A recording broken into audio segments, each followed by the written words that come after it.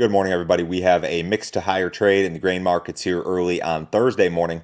It is 6:30 a.m. Central Time. July corn futures up 5.5 cents at 7.14. December corn up 8.5 cents at 6.13 and a quarter. July soybeans up 19.5 at 15.62.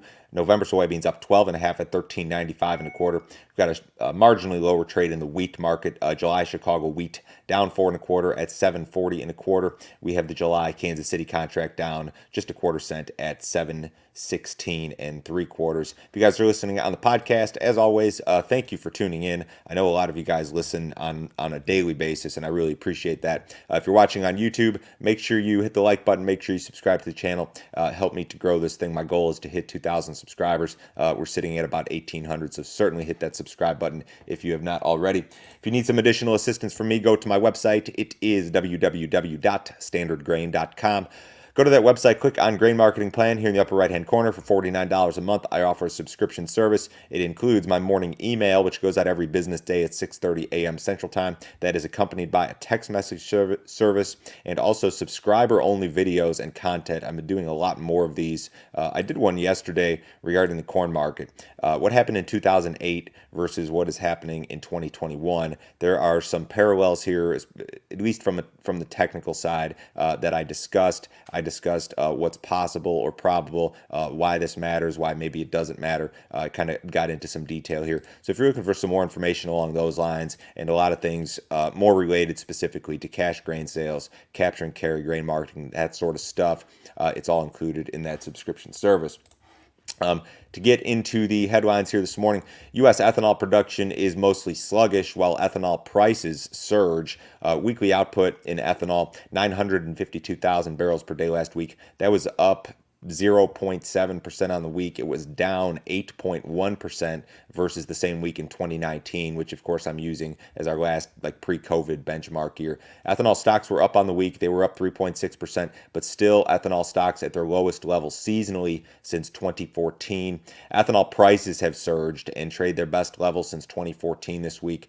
Spot ethanol futures, $2.56 per gallon on the Chicago ethanol swaps. That's the best since 2014. That's already a big surge just this week. To start off the month here. Spot ethanol futures hold, I think, like a 40-cent premium to spot unleaded gasoline futures. Gasoline demand was down just marginally on the week, down 10.2% versus the same week in 2019. So ethanol production and gasoline demand have kind of stalled out here. USDA will release its May crop production and WASDE report next Wednesday. That's the 12th. This report will, of course, include our first look at the new crop corn and soybean balance sheets, which I think the trade is very interested in. Now, a lot of this stuff we already know. USDA will use the March intentions numbers for its acreage. They'll use trendline yields, essentially, in their assumptions here. And they'll use kind of a normalish, what they deem to be a normal demand scenario. But we'll get our first look at the new crop balance sheets, and we'll have a place to start. Of course, as we know from last year, they can change drastically from the initial estimates to where we finally end up. But the report next week will also include, perhaps more importantly, some adjustments to maybe the South American crops, certainly some adjustments to the old crop U.S. balance sheets. So all sorts of stuff, and that report's out on Wednesday. I'll talk about that a little bit more next week. China canceled the purchase of U.S. corn. There was a few different flash sale items yesterday.